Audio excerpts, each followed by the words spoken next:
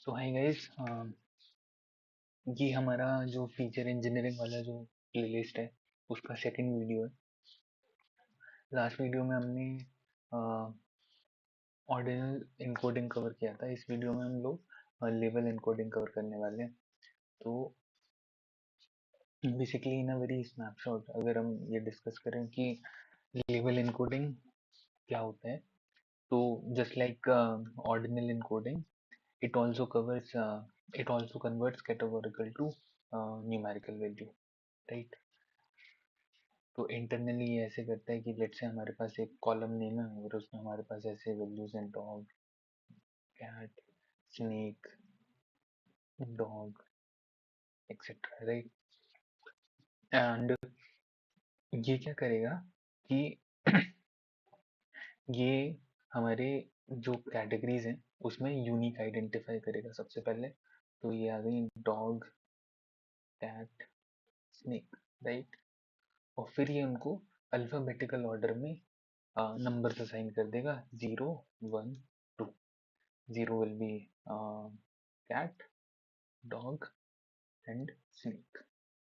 तो यही यहाँ पे लिखा हुआ है। ये बेसिकली लेवल इनकोडिंग की इंटरनल वर्किंग है कि ये क्या करता है। हमारी 0 to n क्लासेस -1, मतलब 0 से लेके n क्लासेस -1। तो यहाँ पे हमारे पास 3 यूनिक वैल्यूज थी। तो ये कह रहा है कि 0 से लेके 3 - 1, विच इज 0 से लेके 2 तक, ये नंबर्स जो होगा हमारी यूनिक कैटेगरीज को असाइन कर देगा, राइट। ये भी similarly SQL dot pre processing वाले मॉड्यूल से हम लोग इंपोर्ट करते हैं लेवल इनकोडर को। और हाँ, तो बेसिकली लेवल इनकोडर हम जनरली यूज करते हैं हमारे क्लासिफिकेशन प्रॉब्लम्स में, और वो भी हम आउटपुट वैल्यूज के लिए यूज करते हैं। तो इसका जो मैं रीजनिंग है वो बाद में कवर करूंगा कि ऐसा क्यों करते हैं। कि जनरली हम प्रेफर करते हैं कि लेबल इनकोडर को तभी यूज किया जाए जब हमारे पास दो ही क्लासेस हो, राइट। और इसे हम प्रेफर करते हैं आउटपुट वाले कॉलम के लिए ओनली। ये मैं बाद में अभी रीजनिंग देता हूँ। पहले हम समझ लेते हैं कि इसके डिफरेंट डिफरेंट फीचर्स क्या होते हैं, राइट। तो अगर लेट्स से मैं एक बार आपको इसका सैंपल कोड दिखा देता हूँ। ये हमारे पास हमने अपनी लेवल इनकोडर को इंपोर्ट कर लिया। तो ये हमारे पास एक डेटा है जिसमें सिटी करके एक कॉलम है। तो Paris, Tokyo, Amsterdam, Paris, Tokyo, right. ये हमने एक डेटा फ्रेम यहाँ पे बना लिया। फिर हमने एक लेवल इनकोडर का ऑब्जेक्ट बनाया है। फिर एल डॉट फिट करके हमने जो ये सिटी वाला हमारा डेटा फ्रेम था जिसमें सिर्फ एक ही कॉलम था सिटी का, उसको हमने इस लेवल इनकोडर में फिट कर दिया।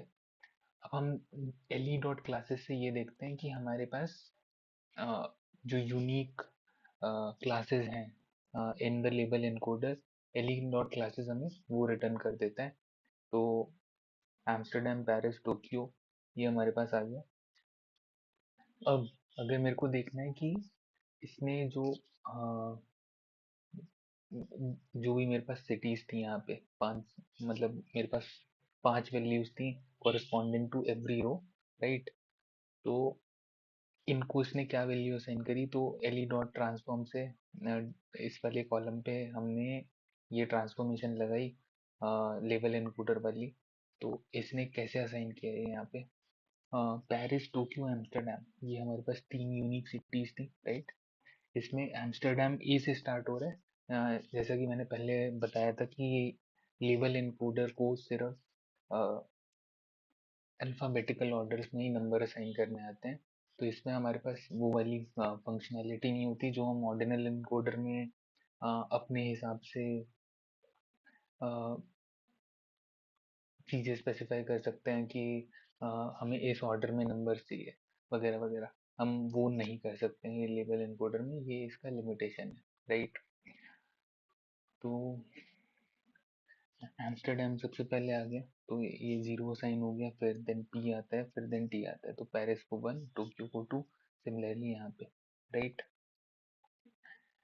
डॉट फिट ट्रांसफॉर्म क्या करता है कि डायरेक्ट जो हमारी ट्रांसफॉर्मेशन है उसको उसी फॉर्म में इस df डॉट सिटी इनकोडेड वाले कॉलम में डाल देगा, राइट।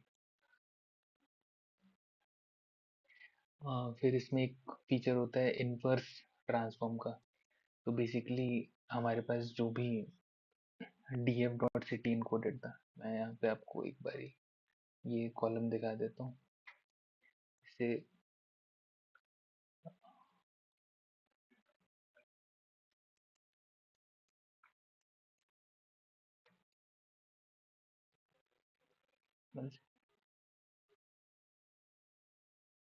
सॉरी, ये शायद मैंने चलाया नहीं था।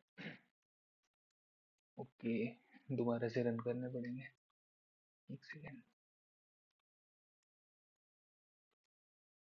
तो राइट, ये हमारे पास सिटी इनकोडेड वाली जो एरे आई 12012, अगर इस पे हम इनवर्स ट्रांसफॉर्म अप्लाई करें कि हमें दोबारा से वही कैटेगरीज आइडेंटिफाई करनी है इस एनकोडेड वैल्यू के कॉरेस्पॉन्डिंग, तो वो हम इस तरीके से कर सकते हैं एली डॉट इनवर्स ट्रांसफॉर्म से। Paris Tokyo Amsterdam, Paris Tokyo, ये आ गया हमारे पास। फिर ये सिमिलरली अगर हमें यूनिक वैल्यूज देखनी है 0 1 2 के कोरस्पॉन्डिंग कौन से शहर आ रहे हैं, तो हम सिंपली अपना ये एरे डाल सकते हैं इस हिसाब से किसी भी ऑर्डर में, और हमें उस एनकोडेड वैल्यू के कोरस्पॉन्डिंग जो सिटी है वो दिख जाएगी यहाँ पे, राइट। अब नीचे वाला पार्ट कवर करने से पहले एक इम्पॉर्टेंट चीज़ बतानी, ये यहाँ पे यही था कि मतलब जो मैंने कोड एक्सप्लेन किया है उसी की थोड़ा सा थ्योरेटिकल फॉर्म में यहाँ पे लिखा हुआ है कि क्या क्या चीज़ें हो रही हैं इधर, right. Inverse transform, decoding back वगैरह वगैरह, राइट। अब बात करते हैं लिमिटेशंस पे। हमारी जो लेबल इनकोडिंग, पहला लिमिटेशन ये है कि जो हमारी लेबल इनकोडिंग होती है उसमें अल्फाबेटिकल ऑर्डरिंग ही होती है, राइट। तो इससे क्या होता है कि नंबर जब प्योरली अल्फाबेटिकल ऑर्डर पे बेस होता है तो हम इसको कभी भी हमारे इनपुट फीचर्स पे नहीं लगा सकते।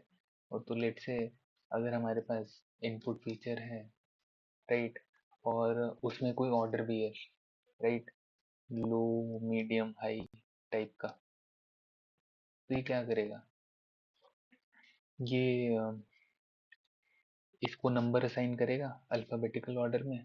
तो सबसे पहले हमारे पास हाई आता है तो ये हाई को 0 दे देगा, which is not right, right.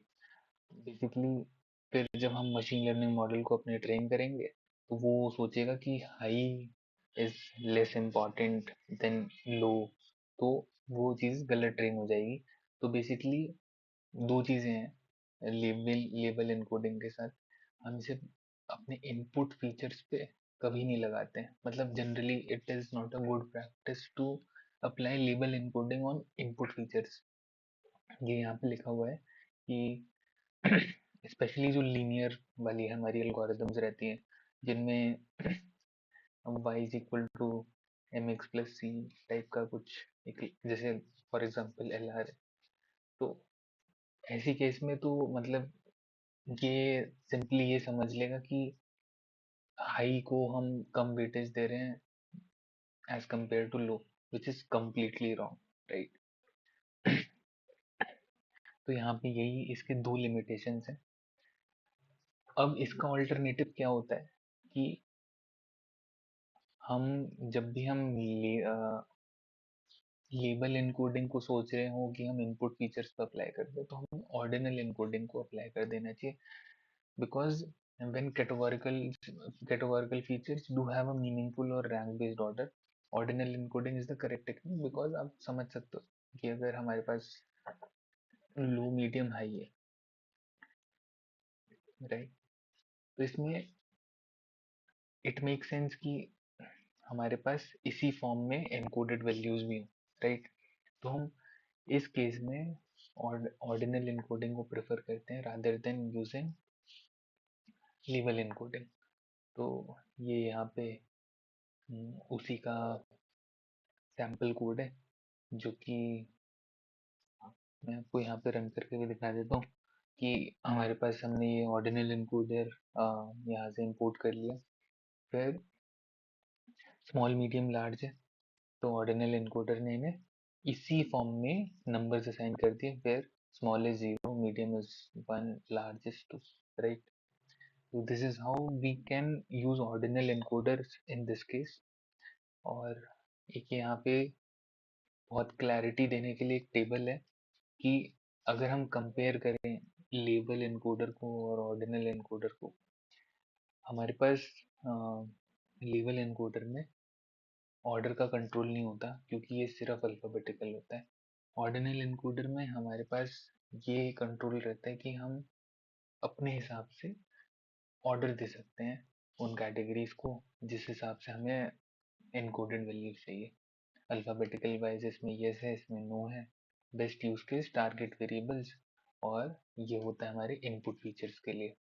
और टारगेट वेरिएबल्स में भी हम इसे जनरली तब अप्लाई करते हैं कि हमारे पास दो ही क्लास हों, लेट से यस और नो टाइप की।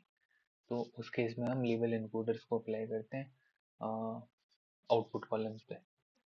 सो ये यहाँ पे लिखा भी हुआ है, it is best suited for target variables Y and for binary features.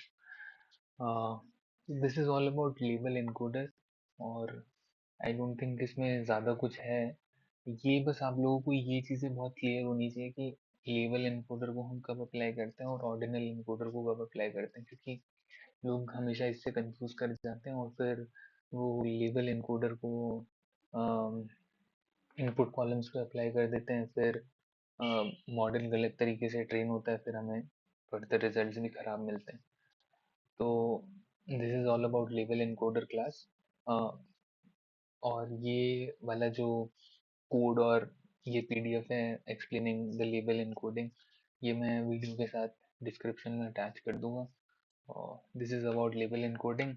हमारी नेक्स्ट वीडियोस होंगी वन हॉट इनकोडिंग और कॉलम ट्रांसफॉर्मर्स और पाइपलाइंस पे।